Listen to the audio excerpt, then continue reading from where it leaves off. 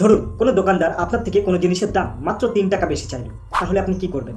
কিন্তু ভারতের এমন একটি প্রত্যন্ত গ্রাম যেখানে পানীয় জলের জন্য মাত্র 3 টাকা বেশি চাওয়ায় কয়েকজন মেয়েকে ধর্ষণ করে মেরে ফেলা হয়।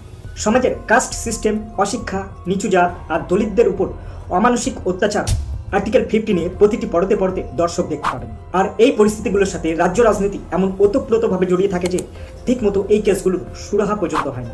Investigation officer detective ion Ranjan এত বাধা বিপত্তির মধ্যেও তিনি কিভাবে এই কেসের সমাধান করেন সেই নিয়ে এগিয়েছে আর্টিকেল 15 গল্প। ভারতের কাস্ট সিস্টেম যে কতটা ভয়ঙ্কর আর সরকার এই ব্যাপারে যে কতটা নিষ্ক্রিয় সেটা পরিচালক অনুভব সিনহা আমাদের চাক্ষুষ দেখান।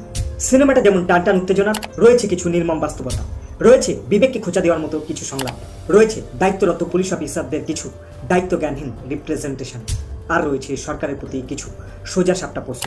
এই বৃষ্টির দিনে এই অসাধারণ ক্রাইম থ্রিলারটি আপনিও একবার দেখে নিতে পারেন। নেটফ্লিক্সে অ্যাভেলেবেল আছে।